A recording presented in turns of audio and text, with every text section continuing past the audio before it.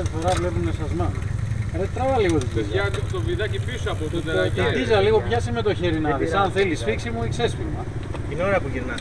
Την ώρα που γυρνάς. Άγια. Την ώρα που γυρνάς, τράβα Θα την νιώσεις τίζα τη που γλύκα περνάει να φύγει παράλληλα ο από τον θόρυβος, κορμό, κάτσε, λίγο με κάτσε. το χέρι σου. Ανεβάζω τώρα. Να, ο μπροστινός κάνε λίγο την τίζα με το Όχι, χέρι. παιδιά, μην ανεβάσεις άλλο.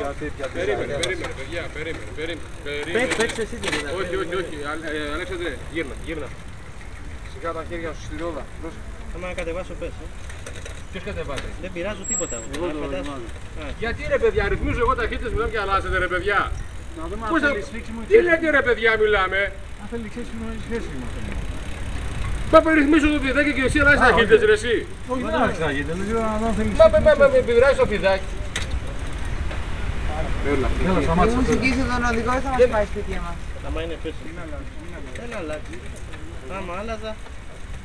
Να έχω και τα αυτά μου να το γούσταρα. Εσύ την προστινή εδώ γιατί την έχεις κομμένη.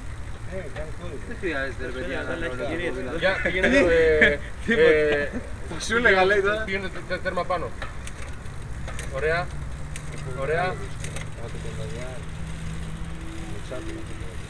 Μισό λεπτό. Γύρνα το αγόρι μου.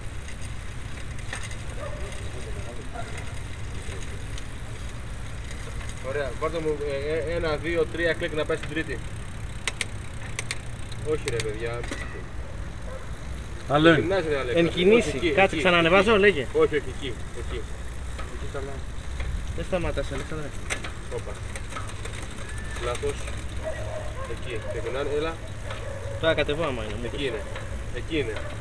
Προσέξτε σε την ίδια.